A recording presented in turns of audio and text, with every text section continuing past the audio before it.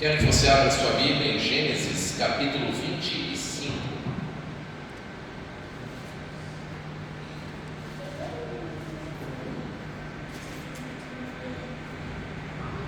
Havia um tempo na igreja que quando a gente falava o texto, a gente ouvia o barulho das páginas passando. A igreja tinha o som das páginas passando. Não abra mão das suas Bíblias de papel. Não confie nas atualizações de Bíblia digital. Guarde como relíquias as suas Bíblias de papel, por favor. Se preciso, um dia você enterre elas em momentos de perseguição para você achá-la novamente.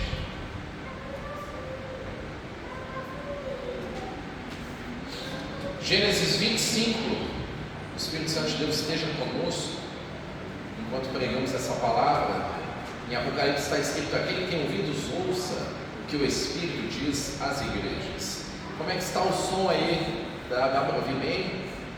Aqui onde está o microfone, dá para ouvir bem? Está bem alto? Gênesis 25, do 19 em diante, versículo 19 em diante, diz assim: e estas são as gerações de Isaque, filho de Abraão. Abraão gerou a Isaque. E era Isaque na idade de 40 anos, quando tomou por mulher a Rebeca, filha de Betuel, arameu, de Padã-Arã, irmã de Labão, arameu. E Isaque orou insistentemente ao Senhor por sua mulher, porquanto era estéril. O Senhor ouviu as suas orações, e Rebeca, sua mulher, concebeu. E os filhos lutavam dentro dela. Então disse: se assim é, por que sou eu assim? E foi perguntar ao Senhor. E o Senhor lhe disse: duas nações há no teu ventre, e dois povos se dividirão das tuas entranhas, e um povo será mais forte do que o outro povo, e o maior servirá ao menor. E cumprindo-se os dias para dar à luz, eis gêmeos no seu ventre. E saiu o primeiro, ruivo, e todo como um vestido de pelo, e por isso chamava seu nome de Esaú. E depois saiu seu irmão, agarrada a sua mão ao calcanhar de Esaú. Por isso se chamou seu nome Jacó. E era Isaque na idade de 60 anos quando os gerou. E cresceram os meninos, e Esaú foi homem perito na caça, homem do campo, mas Jacó era homem simples, habitando em tendas. E amava Isaque a Esaú, porque a caça era o seu gosto, mas Rebeca amava a Jacó. E Jacó cozeu um guisado, e veio Esaú do campo, e estava ele cansado. E disse Esaú a Jacó: deixa-me, peço-te, comer desse guisado vermelho, porque estou cansado. Por isso se chamou Edom. Então disse Jacó: vende-me hoje a tua primogenitura. E disse Esaú: eis que estou a ponto de morrer, para que me servirá a primogenitura? Então disse Jacó: jura-me hoje. E jurou-lhe, e vendeu a sua primogenitura a Jacó. E Jacó deu pão a Esaú e um guisado de lentilhas, e ele comeu, e bebeu, e levantou-se, e saiu. Assim desprezou Esaú a sua primogenitura. Até aqui a leitura da palavra do Senhor. Nós conhecemos a história dos patriarcas, começando pelo chamado de Abraão, cuja esposa era estéril, e milagrosamente Deus dá a Abraão e Sara um filho. Esse filho se chama Isaque. Também teve Abraão outros filhos, um deles Ismael. Cada um deles veio a ser uma nação. Isaque também teve uma experiência espiritual com o Senhor, o Deus de Abraão. Isaque se casara com Rebeca, e também Rebeca era estéril, não podia ter filhos. Então ele vai orar ao Senhor e Deus vai realizar um milagre. Às vezes nas nossas vidas há um cuidado de Deus para que você e eu não consigamos realizar as coisas sozinhos. Já reparou que tem gente que vai lá e faz algumas coisas em cuja área da sua vida é extremamente difícil? A sua área é fácil, você vai lá, faz, acontece, resolve. Para outros é uma área extremamente difícil. E você vê as suas áreas fracas e outras pessoas fazem isso como que rindo, facilmente. Cada um tem uma dificuldade. Nessa área de dificuldade, às vezes Deus está dizendo: essa área só vai se romper numa aliança entre eu e você, porque eu desejo participar do teu processo de gerar nessa área difícil. Então ele vai orar e a sua esposa Rebeca vai sentir uma angústia, como que uma luta naquela gestação. Então ela vai orar ao Senhor e Deus vai falar com ela e vai dizer: aí dentro do teu ventre tem duas nações e elas se dividirão e será uma mais forte, prevalecerá sobre a outra. E ela guarda aquilo no coração. Nós sabemos da lei da época que o primogênito tinha o direito de herdar o dobro dos bens do que o segundo filho. Ele era aquele que sucederia o patriarcado do seu pai. Então havia uma fase onde as pessoas estavam povoando a terra, conquistando a terra ainda. Era um mundo ainda todo muito novo. E então Jacó vai nascer logo depois de Esaú. Esaú sai primeiro e, portanto, o direito de primogenitura. A história mostra que amarravam-se um cordãozinho no pulso para dizer: esse nasceu primeiro. Então sai Esaú e Jacó sai puxando o pé de Esaú, diz a história, como que lutando já desde aquela época pela primogenitura, pela primazia. Os hábitos deles: Esaú, homem de caça, com pelos, ruivo, com um pelo vermelho, e Jacó, um homem simples, diz o texto, com não muitas ambições, ele andava em tendas. Esaú era preferido do seu pai, Jacó era preferido de sua mãe. Você já reparou nas relações familiares como às vezes pode haver preferências? E às vezes, mesmo não havendo preferências, os filhos acreditam que existem preferências, porque os pais tratam os filhos de acordo com o que os filhos são também. Você já reparou que os filhos que não se sentem amados têm algumas dificuldades de romper em áreas da sua vida? Os filhos que se sentem rejeitados, parece que eles lutam, e algumas áreas da vida deles está sempre travada, está sempre presa, como que aguardando alguma bênção que procede dos seus pais. Eles ficam esperando, e o mundo espiritual parece que, imitando o comportamento dos pais, resiste ao seu sucesso. Vocês já viram isso acontecer? Áreas onde você parece que não rompe. E aqui eles estavam então no contexto onde um pai protegia um, a mãe protegia outro, e vai suceder então que os dias da velhice de Isaac se aproximam, e chega a época dele abençoar os seus filhos, e abençoar especialmente seu filho primogênito. A mãe havia entendido, acreditando que era da parte de Deus, a percepção de que a bênção na verdade deveria cair sobre Jacó e não sobre Esaú. Então ela entra num acordo com Jacó para enganar o seu irmão, irmão esse que já havia vendido a primogenitura. O texto bíblico vai dizer que Esaú desprezou a sua primogenitura, e no Novo Testamento haverá uma passagem dizendo que ele se arrependeu, mas nem com lágrimas ele alcançou o lugar de arrependimento diante de Deus por ter desprezado a sua primogenitura. Esaú então está sendo reprovado numa das maiores provas de um chamado ministerial. Ele vai quebrar princípios no meio da dificuldade e da falta. No meio da falta, ele vai quebrar princípios negociando a santidade necessária para o chamado, e ele vai abrir mão da sua primogenitura, porque não conseguiu depender de Deus no meio da sua dificuldade. E então, uma vez já vendida esta primogenitura, Jacó entra em acordo com a sua mãe para enganar a Isaac, já prejudicado da visão. Então ele manda que o seu filho Esaú vá ao campo fazer uma caça e preparar um guisado saboroso, daqueles que um caçador sabe preparar. Enquanto ele está no campo, a mãe muito astuta chama Jacó e diz: faz o seguinte, eu vou preparar esse guisado, possivelmente ela quem ensinar a Esaú, e agora você vai colocar alguns pelos de animais no seu corpo, já que o seu pai está cego, e você vai dizer que é Esaú, e ele vai abençoar você, porque essa bênção na verdade pertence a você.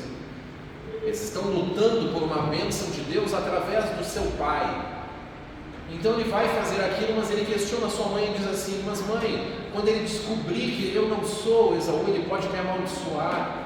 Percebe o temor que essas pessoas tinham da bênção dos pais, da honra aos pais, como uma palavra saída da boca dos pais era importante naquela época. E a mãe vai dizer assim: caia essa maldição então sobre mim e não sobre você. Então ele vai, você conhece a história, Isaac vai abençoar aquele filho pensando ser Esaú, e ainda dirá: a voz é a voz de Jacó, mas o pelo é o pelo de Esaú. O meu filho tem o cheiro do campo que Deus abençoou. Então ele profere aquela bênção. E com aquela bênção, entende ele, estou revestindo esse meu filho de toda sorte de bênçãos, de prosperidade, de força, de vitalidade, de sucesso para o trabalho das suas mãos. Então logo que sai Jacó, chega Esaú com a caça, e Isaac pergunta: se você, Esaú, quem é aquele que eu abençoei agora? Então Esaú, indignado, vai dizer: não é por isso que o nome dele é Jacó? Desde que eu nasci ele me puxa pelo pé, e agora pai, me abençoa também. E o pai vai dizer: mas eu já tenho uma bênção. Perceba de novo o quanto ele confia no que saiu da boca dele. Eu não posso revogar isso, eu já dei a ele uma bênção. E Esaú aos prantos vai dizer: mas o Senhor só tem uma bênção, meu pai, me abençoa também, clamando por essa bênção que vinha do seu pai. Ele não desprezou seu pai, eles tinham a questão da honra no coração, desprezou a primogenitura, e ele abençoou também, mas a profecia diria: você será servo e menor do que o seu irmão. Então Esaú, cheio de raiva, vai dizer: cumprir-se-ão os dias do meu pai, ele morrerá, e eu vou matar a Jacó. Isso me remete à história de Caim e Abel, onde alguém que tem a aprovação de Deus e o que é reprovado começam a contender, e o que é reprovado por Deus deseja matar aquele que tem a bênção e é aprovado por Deus. Isso nos leva também ao nosso Senhor Jesus Cristo. Então o que acontece é que Jacó vai fugir para as terras de Labão. Jacó agora tem a bênção do seu pai e um terrível peso na consciência, ele tem culpa nas costas. E agora ele vai para outra figura de autoridade, que é como se fosse o seu tio. Ele é sobrinho então de Labão. Você conhece a história, lá ele conhece a sua futura esposa, filha de Labão. E Labão vai explorar a prosperidade que está na vida de Jacó por 14 anos. Ele diz: você quer a minha filha? Então eu vou te cobrar o dote pela minha filha, você vai trabalhar para mim 7 anos. E assim como Jacó enganou seu irmão, preste atenção em mim, assim como Jacó enganou seu irmão, agora Labão engana Jacó por 14 anos. Depois de 7 anos trabalhando, ele receberia então a sua esposa, mas ele recebe a irmã mais velha da esposa, que não era a mulher que ele amava. Então Labão engana e diz: agora você vai trabalhar para mim mais 7 anos por aquela que você realmente quer. Olha o tamanho da injustiça. A Escritura vai dizer que os perversos irão de mal a pior, enganando e sendo enganados. A culpa e o legado de Jacó está perseguindo ele. Então agora ele busca a bênção do pai, e está debaixo de um domínio de um homem que é o dono da terra, que é o dono do gado, e ele trabalha como servo por 14 anos. Quando se cumprem os 14 anos, ele vai até Labão e diz: e agora, até quando eu vou trabalhar por ti? Eu vou trabalhar para a minha casa. E Labão diz: eu já sei que Deus está me abençoando através de você, o meu rebanho está crescendo e tudo mais. Significa que Labão já sabia que Labão não tinha bênção, mas Jacó tinha bênção. Mas enquanto Jacó não acredita nisso, ele vai trabalhando para o outro e não para si mesmo, como um escravo que depende, que nunca surge na sua cabeça a ideia de construir sua própria vida, seu próprio trabalho, sempre esperando a autorização de alguém, sempre esperando a bênção que vem do pai, que não concordava com a mãe. Então ele se cola na mãe, buscando a aprovação de alguém que lhe dê autorização para fazer alguma coisa. Aí Labão confronta, abusa dele, muda o salário dele 10 vezes. O acordo era assim, mano Max: então é o seguinte, agora vão nascer algumas ovelhas, as que nascerem brancas são suas. Aí ia lá e tal, aí Labão via: não, as brancas nasceram muito, então as pretas são suas. Jacó se sente enganado, até que Deus vem e fala com ele, e vai botar um fim naquele jugo, e vai dizer: sai desse lugar e volta para a tua terra, lá a terra dos seus pais, da sua mãe e do seu irmão. Então ele faz um plano de fuga. Um plano de fuga bastante semelhante ao plano dos hebreus saindo do Egito. Tem uma autoridade dominadora, opressora, usurpando sua força de trabalho, a bênção que está nele, e ele vai se retirar como que foragido. E aí vem atrás Labão com os seus homens, mais ou menos como veio o faraó com os seus homens atrás do povo escravo. E fica aquela contenda, aquela guerra, e Labão pretendia matar Jacó, só que Deus falou com ele e disse: não toque nele. Como lá no período de Faraó, Deus tocou o coração dos egípcios e disse: dê a eles presentes, porque eles não sairão dessa escravidão sem a paga do seu trabalho. Então Jacó também sai de lá levando ovelhas e gado e prosperidade, porque Deus justo botou a mão na história. Botou a mão na história.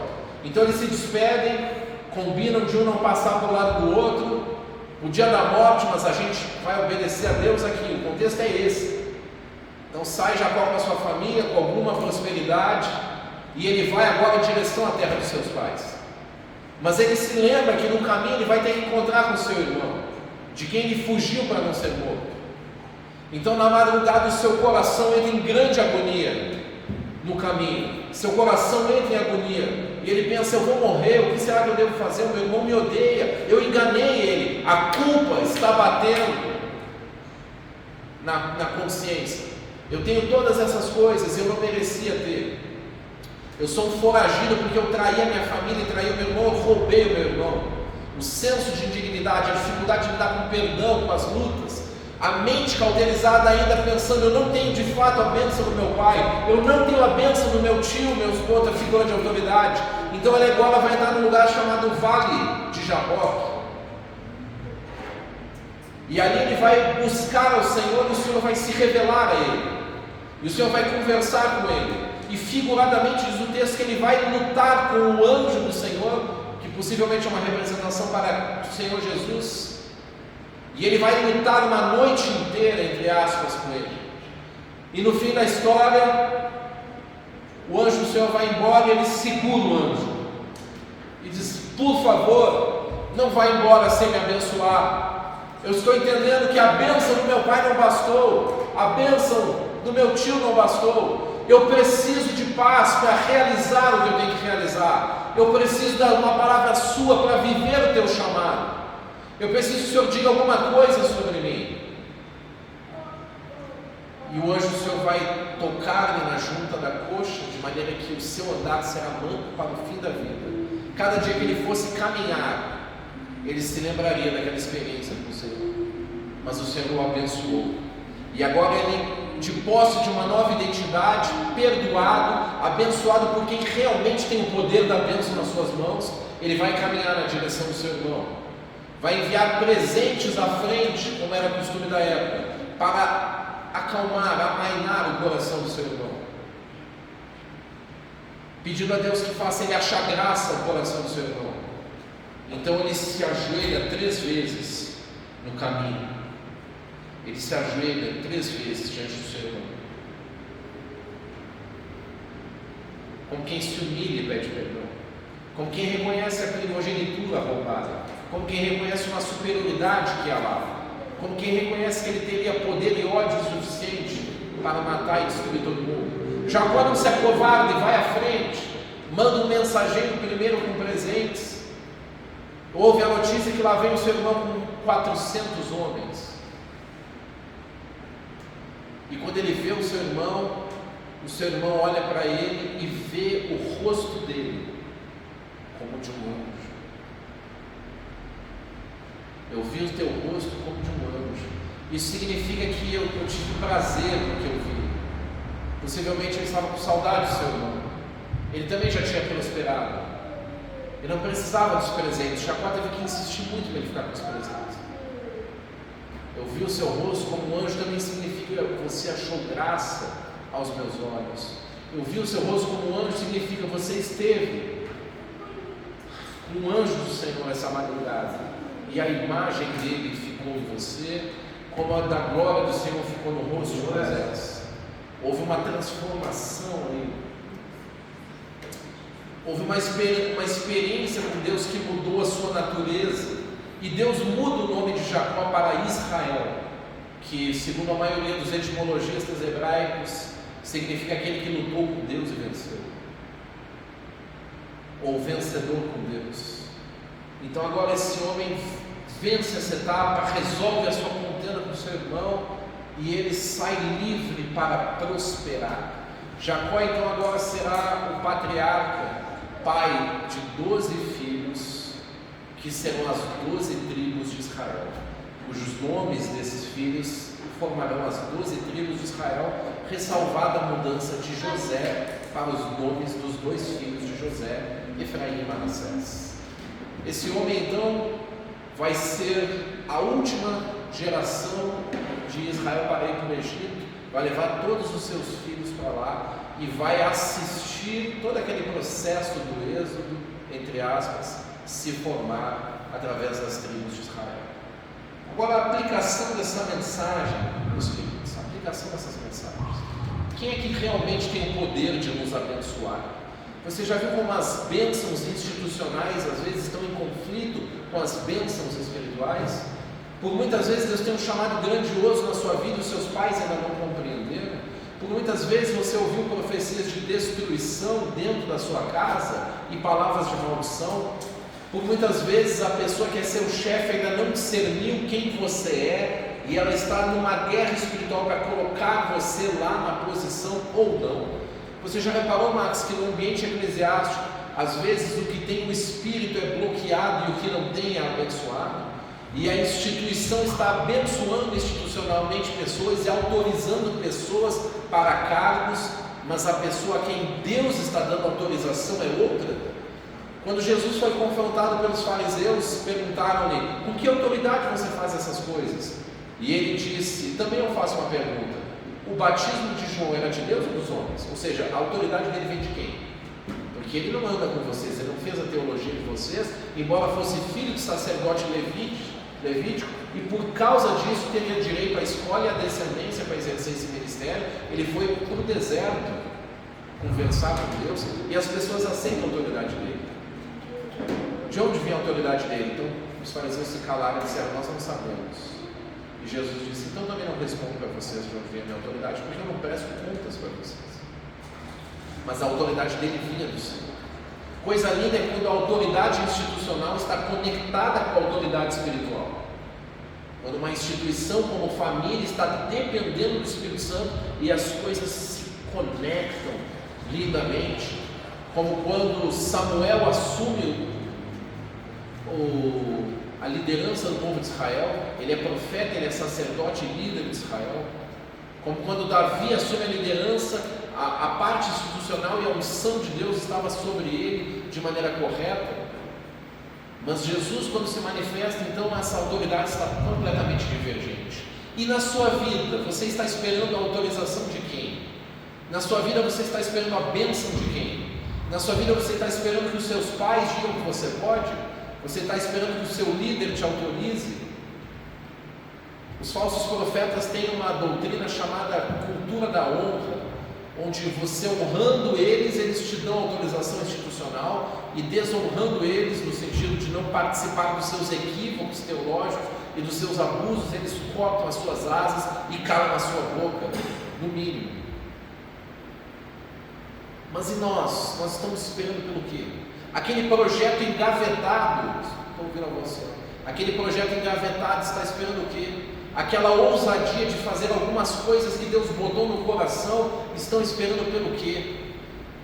Às vezes só está esperando que você decida entrar no Peniel, como chamou Jacó aquele lugar, onde você vai ter que conversar com Deus, onde você vai ter que resolver os seus passados, onde você vai ter que resolver a sua culpa, onde você vai ter que se acertar sobre seu pai e sua mãe, lá dentro do coração, e quem sabe pessoalmente, para então, resolvidas essas coisas, o Senhor tocar e dizer: eu te abençoo.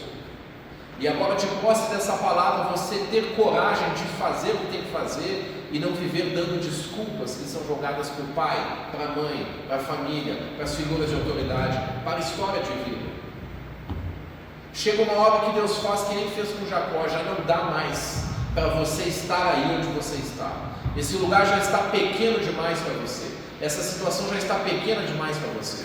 Você vive como um mendigo emocional, como um mendigo profissional, como um mendigo ministerial, como um mendigo espiritual, sendo parasitado por alguém que não tem a unção, não tem a bênção, não tem a graça, mas por falta de coragem, ousadia e vida espiritual, você não deu o passo ousado que era para dar.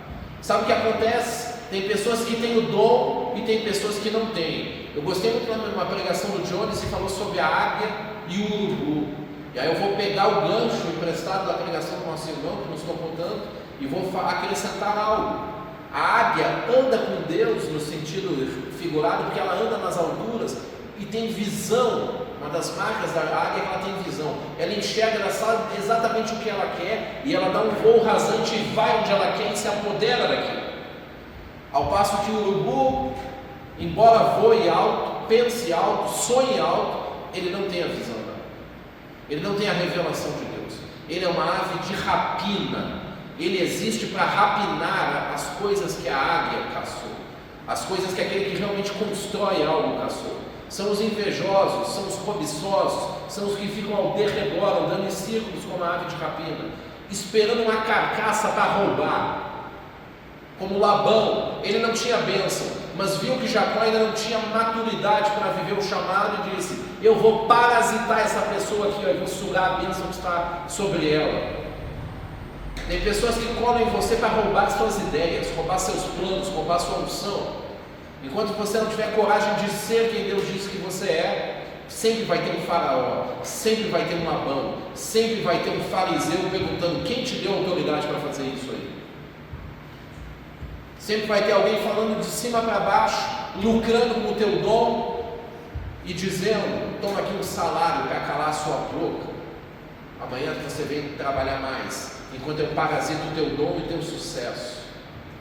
Sabe a história do McDonald's?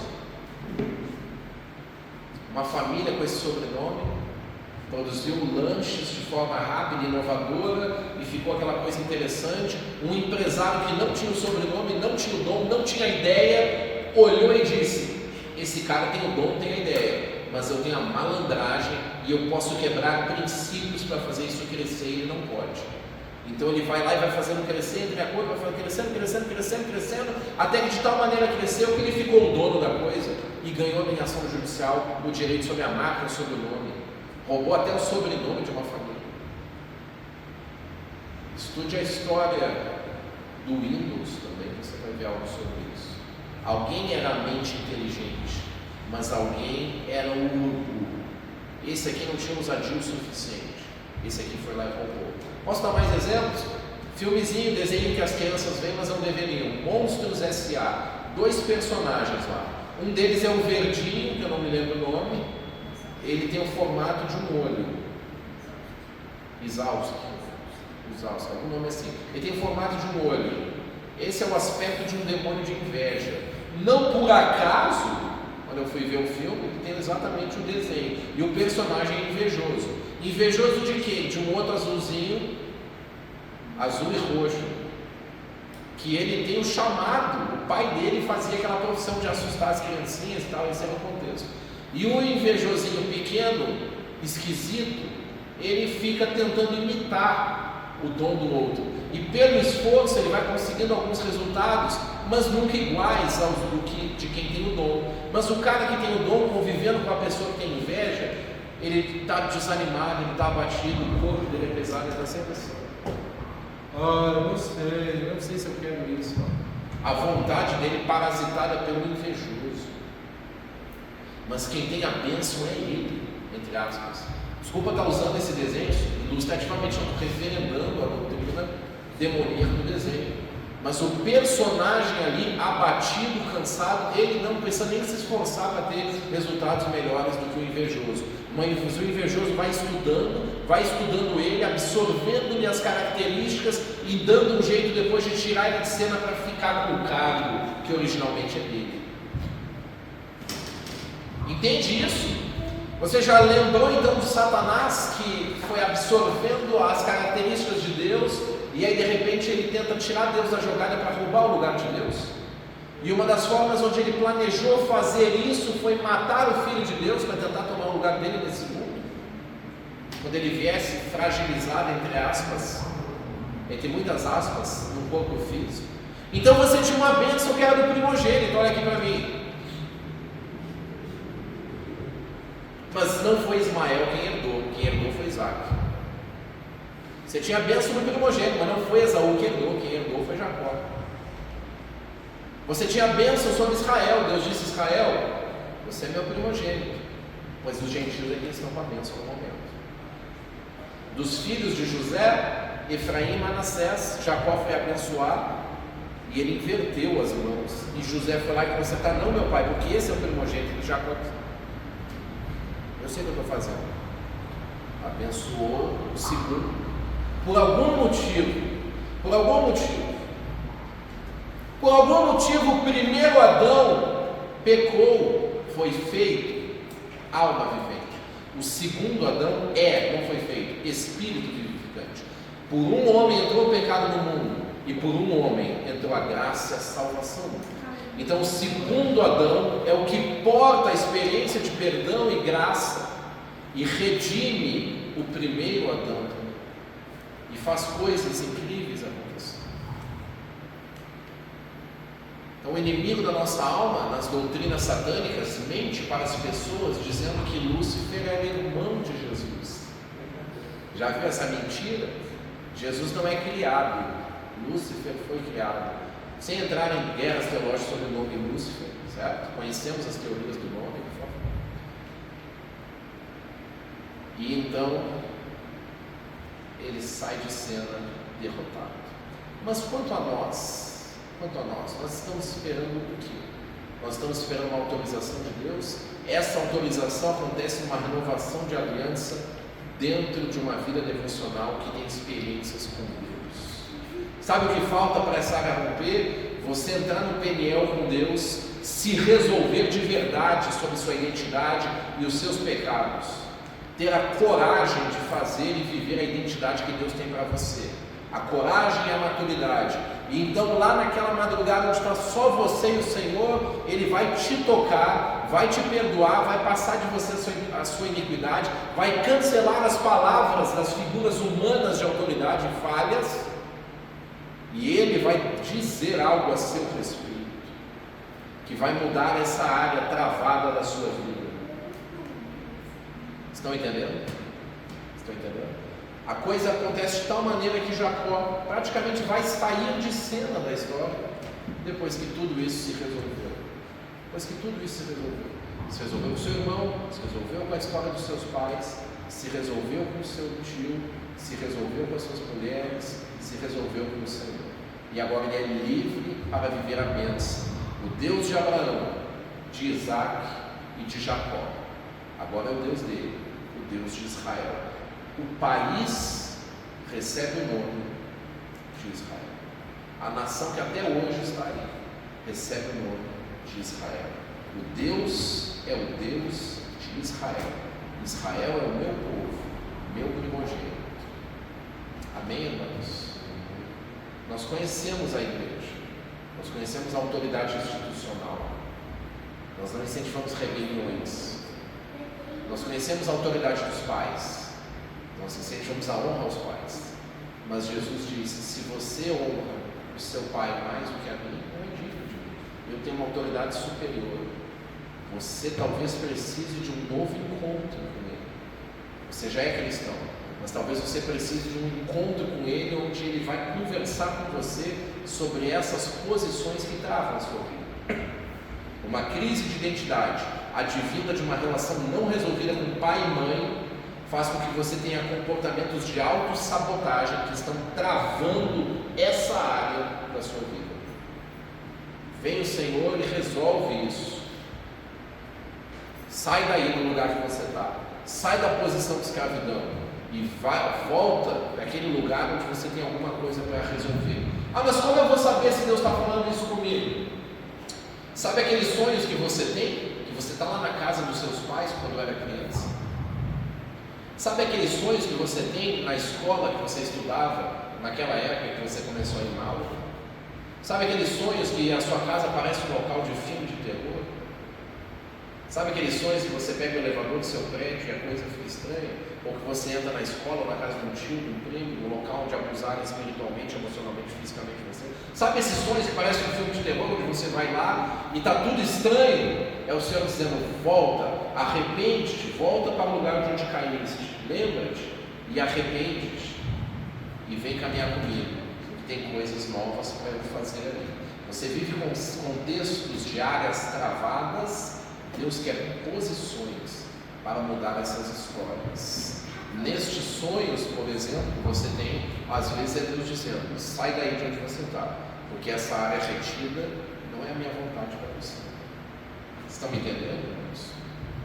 Vamos orar sobre isso. Vamos ficar de pé.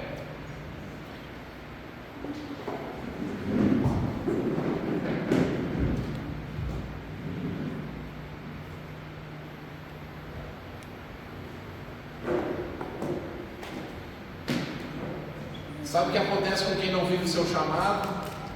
Você vai trabalhar para o chamado do Labão. Quem não vive a sua identidade vai trabalhar para um Labão, que vai sugar até a última gota. No contexto empresarial a gente vê isso, né? Demite funcionários e coloca o trabalho de 2 na mão de 1. Quando ele estiver com um burnout, quando ele estiver sufocando, vomitando, desmaiando, com síndrome do pânico, com crise de ansiedade, ou a gente demite ele ou a gente bota outro.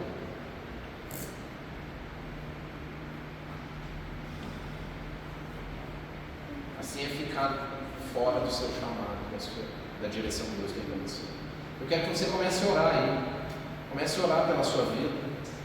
Comece a trazer à sua memória as relações familiares, as perseguições, às vezes um irmão, uma irmã, às vezes um pai, uma mãe. Comece a trazer à tona na sua memória, na sua lembrança, seus sensos de rejeição, de inferioridade, de abuso, de abandono, de humilhação, que te deixou um rastro de covardia, que roubou a sua iniciativa e te revestiu de desculpas para procrastinar as decisões que deveriam ser tomadas, esperando que alguma coisa aconteça, vida do homem. Chama Deus para conversar sobre isso. Entra num propósito com o Senhor. Entra em contenda, entre aspas, com o Senhor. E diz: eu não te deixarei enquanto não me abençoares. Enquanto o meu sonho não virar promessa, eu não pararei de orar e de me consagrar. Enquanto o meu sonho não receber uma palavra de Deus, eu não vou deixar de orar e de me consagrar. O contexto mental daqueles que não realizam é uma preguiça, uma passividade, uma inércia, alimentada por péssimos hábitos porcos, que a pessoa esconde, mas estão lá, roubando a força, a energia, a espiritualidade e a conexão do Senhor. Senhor, eu oro pelo teu povo, eu oro em cima dessa palavra, Pai. Eu oro para que a tua ordem venha sobre o teu povo. Papai, que essa noite haja santificação, que essa noite haja conversão. Esta é uma noite de libertação e livramento. Que as guerras, papai, da alma, da mente, do corpo, que as indisposições para as coisas espirituais caiam por terra hoje. Até quando o teu povo não se cansará, papai, de ser parasitado, enganado. Libera uma ordem, papai, de conquista. Libera uma vontade de vencer, de conquistar com o Senhor. De mudar de nome para vencedor com Deus, para conquistador com Deus. Nós não pregamos o evangelho da prosperidade aqui. Nós pregamos a santificação que gera vida com Deus.